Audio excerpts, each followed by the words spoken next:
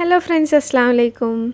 അപ്പോൾ നിങ്ങൾക്ക് തംബ്നെയിൽ കണ്ടപ്പോൾ തന്നെ മനസ്സിലായിട്ടുണ്ടാവും ഒരു ഡിഫറെൻറ്റ് രീതിയിലാണ് ഈ പുട്ട് ഉണ്ടാക്കുന്നത് എന്ന്. അപ്പോൾ നമ്മളൊരു ഇന്ന് ഡിഫറെൻ്റ് ആയിട്ടുള്ളൊരു പുട്ട് റെസിപ്പിയാണ്. ആരെങ്കിലും ഉണ്ടാക്കിക്കണമെന്ന് എനിക്ക് അറിഞ്ഞുകൂടാ, കാരണം ഞാനിത് കണ്ടുപിടിച്ചെന്നാണ് എൻ്റെ വിശ്വാസം. അപ്പം എല്ലാവരും ട്രൈ ചെയ്ത് നോക്കുക. ഇഷ്ടപ്പെട്ടിട്ടുണ്ടെങ്കിൽ എന്തായാലും സബ്സ്ക്രൈബ് ചെയ്യുക, നമ്മളെ മുന്നത്തെ വീഡിയോസൊക്കെ പോയി കാണുക, എന്നിട്ട് സപ്പോർട്ട് ചെയ്യുക. അപ്പോൾ ഇഷ്ടമായാൽ ലൈക്ക് ചെയ്യുക, ഷെയർ ചെയ്യുക. അപ്പോൾ വീഡിയോയിലേക്ക് കിടക്കാം.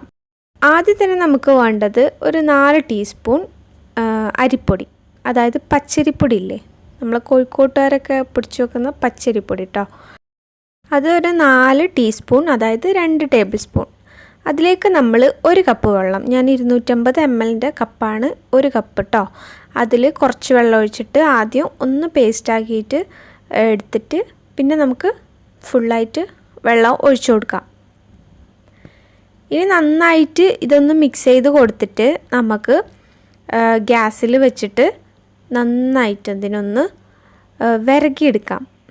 കുറുക്കിയെടുക്കൂലേ വേവിച്ചിട്ട്, അതുപോലെ ചെയ്യാം. അപ്പോൾ അതാ ഏകദേശം നല്ല ഇളക്കിക്കൊണ്ട് നിൽക്കണം കേട്ടോ.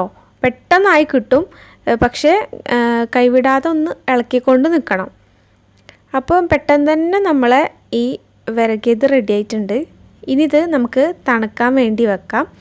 കുറച്ചൊന്ന് ചൂട് മാറാൻ, നമുക്ക് പുട്ടുപൊടി കുഴക്കണ്ടേ അതിന്.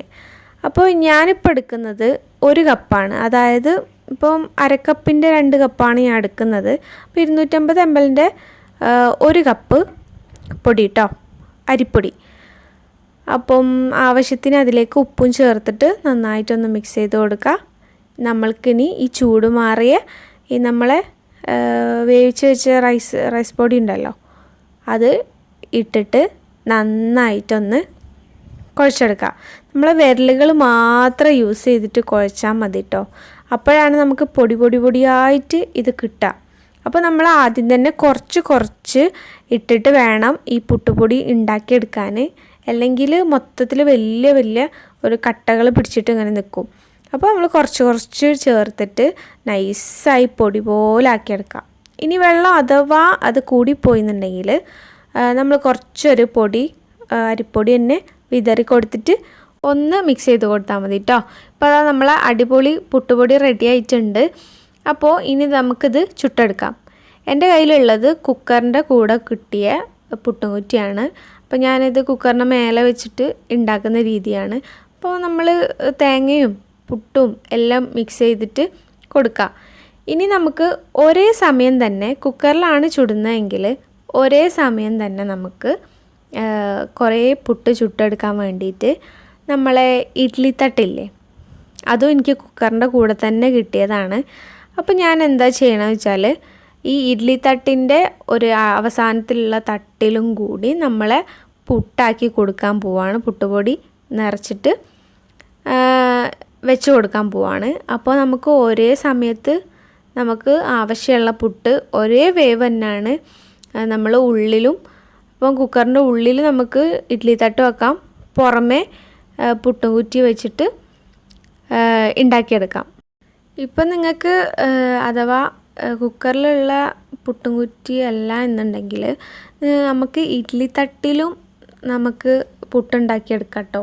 ഞാനൊരു വീഡിയോ ഒരാളത് ഇങ്ങനെ കണ്ടിരുന്നു, അപ്പോൾ അങ്ങനെ ട്രൈ ചെയ്ത് നോക്കിയതാണ്.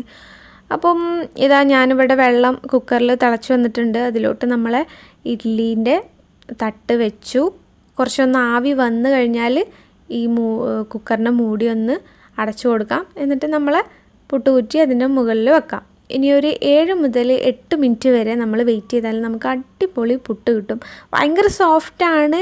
ഒരു പ്രാവശ്യമെങ്കിലും ട്രൈ ചെയ്ത് നോക്കാം. നമ്മൾ ചോറില്ലാണ്ട് അല്ലെങ്കിൽ അരിയില്ലാണ്ട്, അരിപ്പൊടി മറ്റേ പുട്ടുപൊടി ഇല്ലാണ്ട് ഒക്കെ നമുക്ക് സോഫ്റ്റായിട്ടുള്ള പുട്ട് കിട്ടും. അപ്പോൾ എല്ലാവരും ഒരു പ്രാവശ്യം ട്രൈ ചെയ്യുക. സക്സസ് ആയി ഉറപ്പായിട്ടും എന്നെ അറിയിക്കുക, ഫീഡ്ബാക്കൊക്കെ കമൻറ്റ് ചെയ്ത് അറിയിക്കുക. അപ്പോൾ ഇഷ്ടപ്പെട്ടാൽ ലൈക്ക് ചെയ്യുക, ഷെയർ ചെയ്യുക, കമൻറ്റും ചെയ്യുക. അപ്പോൾ സബ്സ്ക്രൈബ് ചെയ്യാൻ മറക്കരുത്. അപ്പോൾ അടുത്തൊരു വീഡിയോയിൽ കാണുന്നവരെ ബൈ.